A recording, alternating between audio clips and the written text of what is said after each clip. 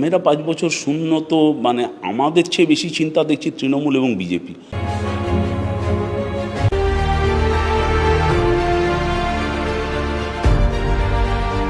যে বামেরা ৫ বছর শূন্য তো মানে আমাদের চেয়ে বেশি চিন্তা দেখছি তৃণমূল এবং বিজেপি, এবং সবাই মিলে এই বামপন্থীদের নিয়ে পড়েছে। এত শূন্য পাওয়া বামপন্থীদের নিয়ে এত মাথা ব্যথা কেন?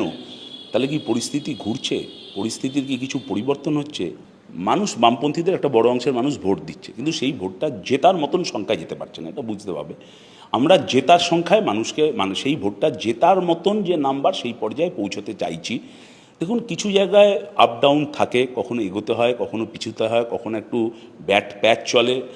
রাজনৈতিকভাবে তৃণমূল বিজেপি একটা ব্যাপক পরিকল্পনা, মিডিয়ার মদত আছে, কর্পোরেটের টাকা আছে, বিপুল পরিমাণে একটা বড় নেক্সাস আছে যে তৃণমূল বিজেপির মেরুকরণ, এবং সেটাকে ধর্মকে বেস করে এই মেরুকরণ তৈরি করা এমন যাতে বাম এবং বামপন্থীদের যে পলিটিক্যাল ইস্যুগুলো, রুটি রুজি জীবন জীবিকার ইস্যু, যেটা নিয়ে ভোট হওয়া উচিত, সেই ইস্যুগুলো কোনোভাবেই যাতে সামনে না আসতে পারে, তার জন্য এমন মেকানিজম তৈরি করে দাও যে মানুষের মধ্যে একটা তীব্র বিভ্রান্তি তৈরি করে রাখো।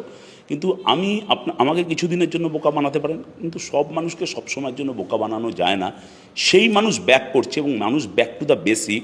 তার রুটি, কাজ, মূল্যবৃদ্ধি, জিনিসপত্রের দাম, বেকারি, রান্নার গ্যাস, নারীদের নিরাপত্তা, স্কুল বন্ধ হয়ে যাওয়া, স্বাস্থ্য ব্যবস্থা লোপাট হয়ে যাওয়া, এই ইস্যুতে মানুষ আবার ব্যাক করতে চাইছে।